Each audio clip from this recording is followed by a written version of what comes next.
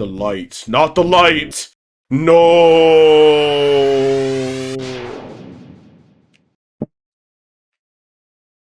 Hey, I feel like I've seen you. No, don't look. I'm too scary. Are you alright? The chandelier, Ouchie. Oh, it hurts. Everything's so bright, couldn't see, head hit chandelier. We're sorry, we were just looking for a way. Oh, my head, it hurts inside. Don't worry, we know how to use healing, so...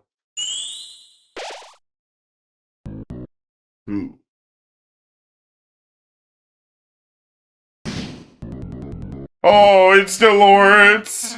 Huh? Sorry, I guess I'll, try it again. Maybe I could. Susie? Nothing, never mind. She's hurt. How's this? Feel better? No, it still hurts.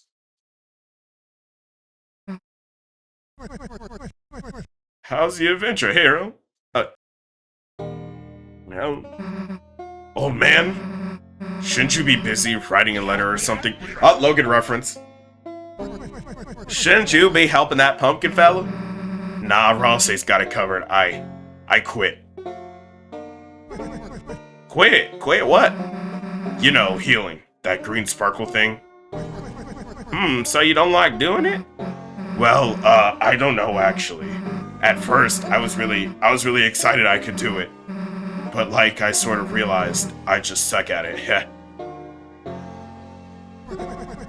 What if you practiced? Put a little shell into it. I mean, when old people aren't looking, I was kind of trying to practice a little, but I sort of realized, you know, I'll never be as good as Rosse. So what's the point?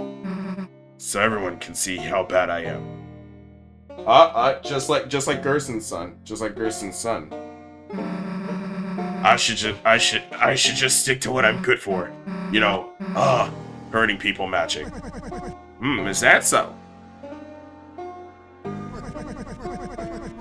Didn't take you for a purple-bellied coward. Coward, hey! What do you mean by that? You're afraid of making some green little sparkles.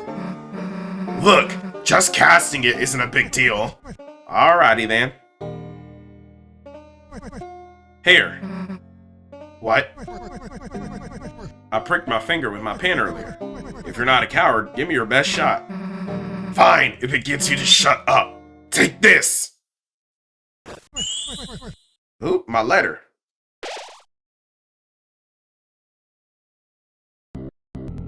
Ooh, the ouchie. The hordes, it's gone. Susie? Susie! That was a great idea! Huh? I was wondering why my healing wasn't working. I suppose I was only healing the outside. But Susie, your healing blast seemed to hit the spot. Huh? Well, I was actually trying to heal that old man. Old man? Yeah, he's... Okay, yeah. You go to hell. Go to hell. Go to hell. Matcha fried chicken. Go to hell. Low-key, that sounds fucking rancid, Rasad. Yeah, that's why I'm saying go to hell. Yeah. I guess he left, huh? Well, Mr. Jack is better, so let's be on our way.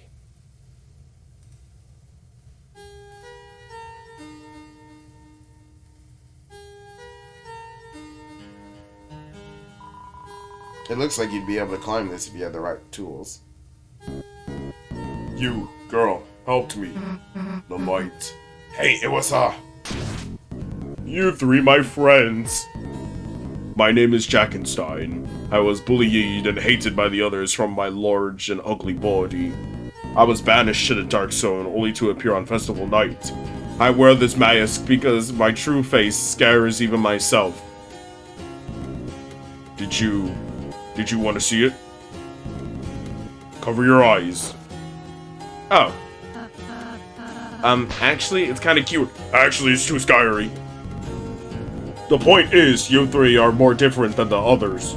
You are kind, merciful, and most of all, you don't know how to climb. Take this, my friends, my climbing set. You got the climb claws. It's too small for me.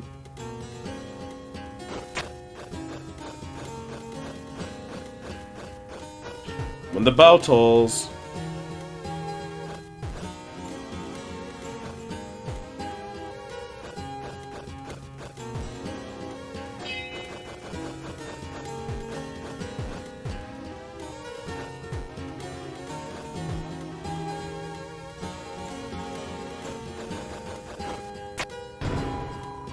You open the treasure chest. Inside was $500 dark dollars.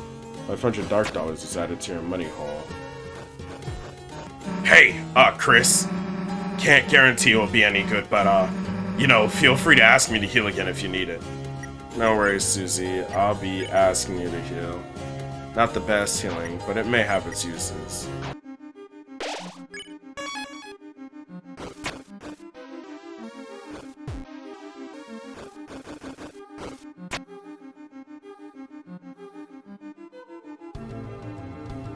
Oh, so that's to skip everything that came before.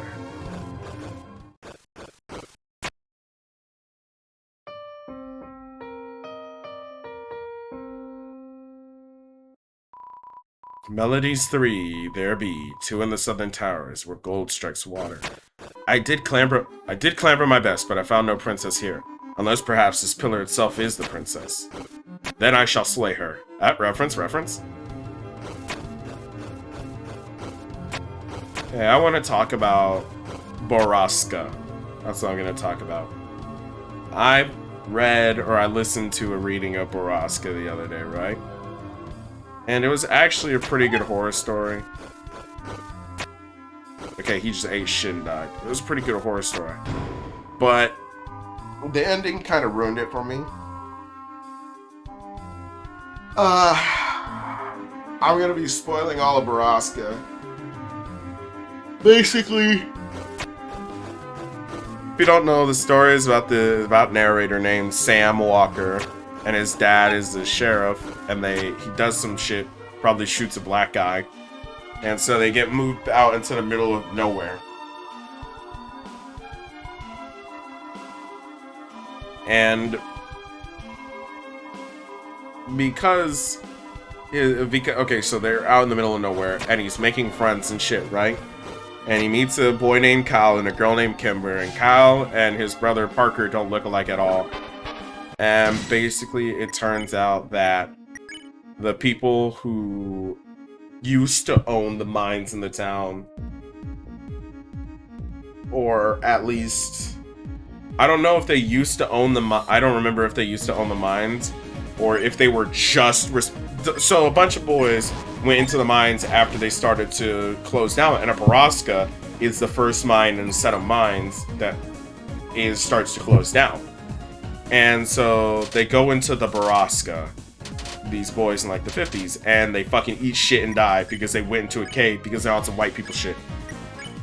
And so because of this, there's some fuckery going on in the water table. You know, there's iron ore and shit. And that makes a lot of the women infertile because they're drinking water from that water table. And, you know, ore is kind of toxic to the body. Just a little.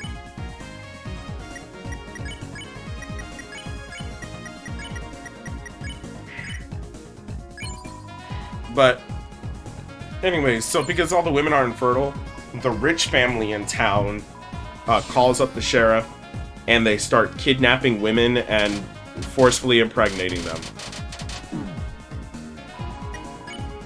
And it all starts with the main character's sister disappearing, and we learn that she was taken as well. The children in the town are named after children in the town who are conceived this way through the forceful impregnation are named either K after McCleary, the town sheriff, or P after Prescott, the rich family. It was originally Thomas Prescott, the father, but now in modern times it's Jimmy Prescott, the son. And basically, it's kind of fucked up, you know, that they're stealing women. But one of the big twists is that since they're in on it, everybody in the town is in on it, and they all like buy babies, and sometimes they resell their girls back to the Prescotts in the stables. There was this sound of grinding that happens all throughout the story. And the reason why it happens all throughout the story is because that is them throwing women into the ore refinery after they are too old or too sick to have babies. And so, you know, that's really fucked up. And the whole time I was like really on edge, you know, it was creepy because it was a horror story. And it's pretty good for the most part. But I don't know, that just kind of ruins it for me. Like the twist that there's no scary monster is good. You know, not everything is just not every horror is going to be made up of a supernatural being. And the way that, like, the whole time it sounds supernatural, like kids, like, at the beginning there's a urban legend about this tree called the Triple Tree. And then in the end we learn that the Triple Tree is where they meet up with girls before they steal them. If a drifter comes into town, they go over there and they take the girl. Or if the girl is to be sold off, then they'll have somebody lure her over there. Lure her to the tree, and then they'll take her. And there's a poem on it. It's like, underneath the triple tree, there's a man waiting for me. Whether I go or whether I stay, my fate will remain the same. And that's because the super rich family in town, the Prescotts, like their business of selling babies was so lucrative that they started selling to like human traffickers and celebrity couples.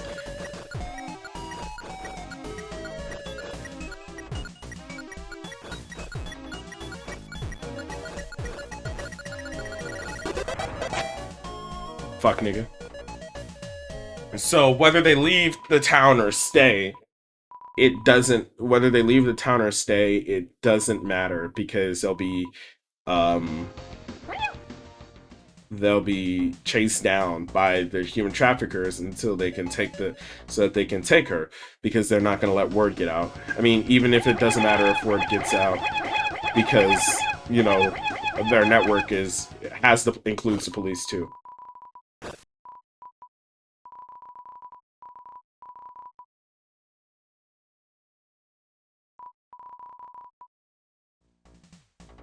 But so yeah, the ending not being supernatural, and a lot of the hints, like Kyle and Kimber, his two friends, they both have K names because they're both McCleary's child.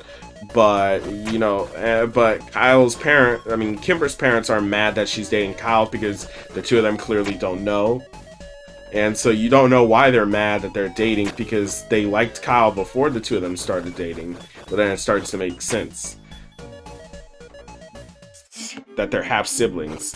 So that's why it's the little things like that that make it a really good, like that. Even so, it's very clearly obvious that the whole forceful impregnation aspect of the story wasn't like a fetish that was just kind of put in at the last second.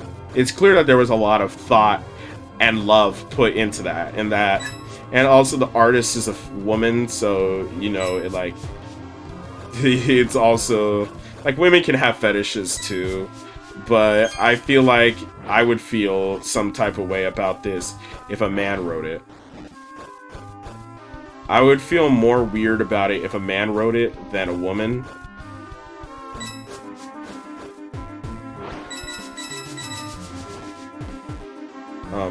But yeah, but I don't know, like it's so cool, and I'm really on edge, and then I just hear, oh yeah, sex, and then the main character says, I'm a virgin, but I know what sex sounds like, and then you understand that it's supposed to be a rape dungeon, and it's just, at that point, it's just like, I started feeling sick to my stomach, and I just stopped caring. It kind of, like, that's scary, that's horrifying, even though I'm not a woman, the idea that for a woman, it's scarier, obviously, because forceful impregnation. But as a man, the idea that somebody has connections to the police, and they take my friend, and my sister, and they forcefully impregnate them and then kill them when they can't have babies anymore. You know, that's like scary, right?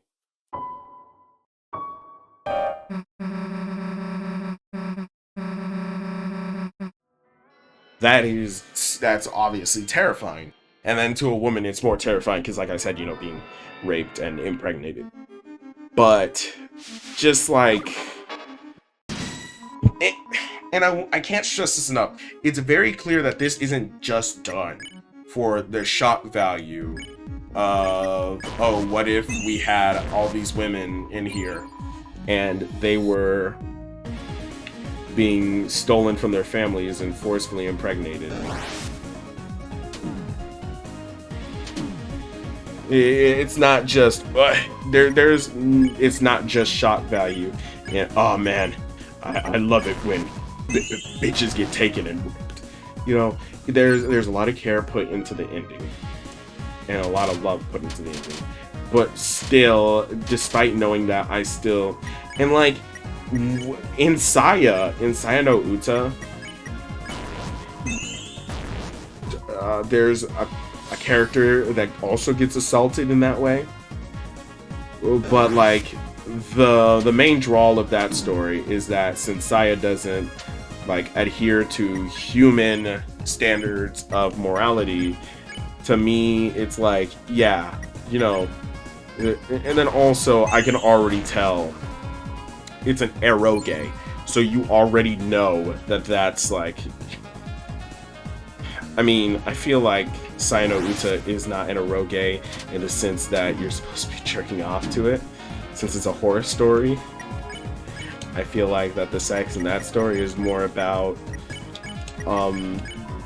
just having no holds barred in the storytelling and the humanity in Saya and Fuminori, and in the horror in being transmorphagized, whatever the fuck, into some random creature, into an eldritch creature, and how scary that is.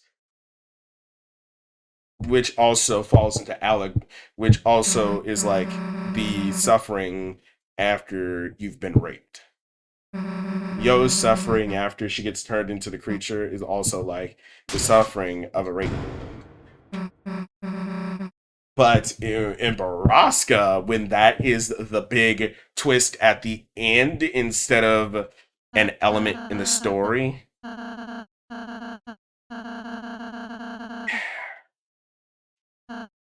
it's just like, really? Out of everything we could have done, that was it. And it was a phenomenal twist, and I cannot stress this enough. It's a great twist. There's so much love and care put into it. It's not done for shock value or for fetish content. But that doesn't stop the fact that it makes me feel sick and kind of takes me out of the story. Since instead of being an active element in the story throughout, even though Kimber does say that she feels like Jimmy Prescott has been staring at her a lot. And then, since her name starts with a K, she's McCleary's child instead of Prescott. So obviously, he was staring at her because he was waiting for her to grow up.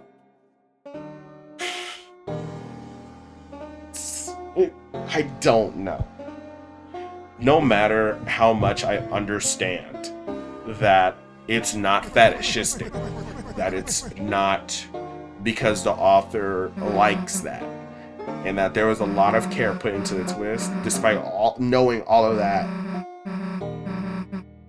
it's just puts a sick knot in my stomach.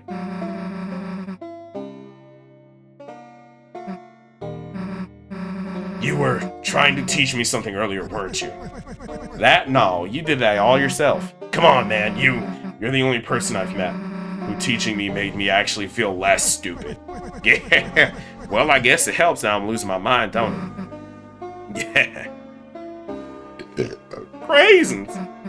So, seen anything with music notes on it? Oh, you mean this thing?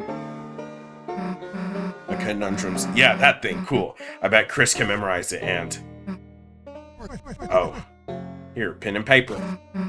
Wait, you want me to copy all that? Plus, if I got your pen, how you'll do your letter? The important part's already done. Besides, what good's a teacher that doesn't give homework? Hey, screw you.